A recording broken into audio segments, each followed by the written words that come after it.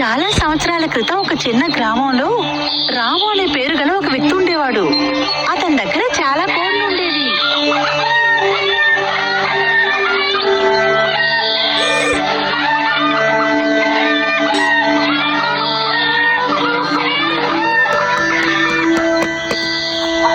రాము అప్పుడే గమనించాడు అతని దగ్గర ఉన్న కోడిలో ఒక కోడి గుడ్డు పెట్టడం లేదని. ఈ కోడిని నేను ఎలాగైనా అమ్మి తీరాలే. ఎలా అమ్మాలబ్బా? రాము నిర్ణయించుకున్నాడు ఆ కోడిని గ్రామం మార్కెట్ లో అమ్మేద్దామని. రాముకి జనాల్ని మోసం చేయడం బాగా తెలుసు. రాము గుడ్డు పెట్టిన కోడిని ఆ తర్వాత గుడ్డు పెట్టిన కోడి గుడ్డులు తీసుకొని మార్కెట్ కి బయలుదేరి వెళ్ళాడు. రాము మార్కెట్ కి వెళ్లే దారిలో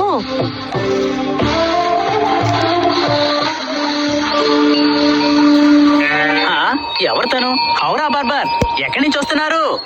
నన్ను ఏమని చెప్పంటావు రాము? నేను గ్రామంలో ఉన్న సంతకి వెళ్ళి తిరిగి వస్తున్నాను. ఏంటి విషయం? నేను ఈ ఆవుని అమ్మడానికి సంతకి వెళ్ళాను. కొద్ది కాలంగానే ఇది పాలు తక్కువగా ఇస్తోంది. అందుకే దీన్ని కొనడానికి ఎవరు ఇష్టపడటం లేదు రాము.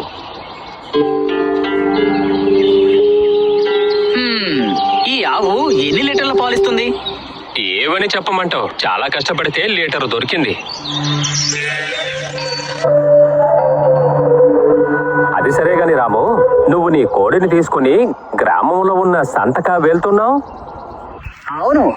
లేదు, దీన్ని తీసుకుని నేను మరో చోటికి వెళ్తున్నాను. ఈ కోడితోనా? అది ఈ విషయం మీరు ఇంకెవ్వరికీ చెప్పకండి. ఈ కోడి ఒక మాయా కోడి. ఏమిటి మాయ కోడా? అబద్ధం ఆడకు రాము. మీరు నమ్ముతారో లేదో కానీ ఈ కోడి రోజుకి 10 గుడ్లు పెడుతుంది. అబ్బో, నిజంగానా? కొన్నిసార్లు అయితే ఈ కోడి బంగారు గుడ్లు కూడా పెడుతోంది. దానికి నీ దగ్గర ఆధారం ఉందా? ఇవిగో ఇక్కడున్నాయి చూడండి. ఇవన్నీ ఇప్పుడు పయనం చేసే కోడి గుడ్లే. ఇది బంగారు గుడ్లు పెడుతున్నందువల్లే నేను దీన్ని చేత పట్టుకుని తిరుగుతూ ఉన్నాను.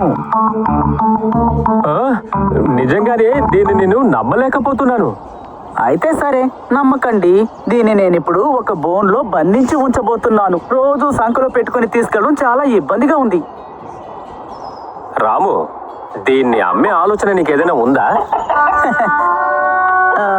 మీరు అడిగితే అది కుదరదు. ఎందుకంటే నాకు పెద్ద నష్టం వస్తుంది. దీనికి నేను ఒక మంచి ధర ఇస్తాను. అలాగే ఈ ఆవును కూడా నీకు ఇస్తాను. ఎంత డబ్బిస్తారు? ఇప్పుడు నా దగ్గర 5 వెండి నాణేలు ఉన్నాయి. 5 వెండి నాణేలా?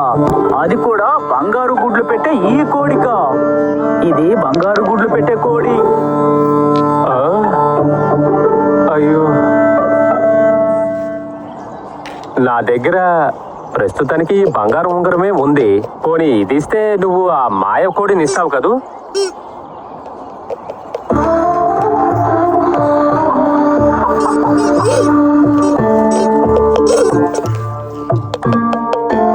నిజంగా ఇతను ఒక పెద్ద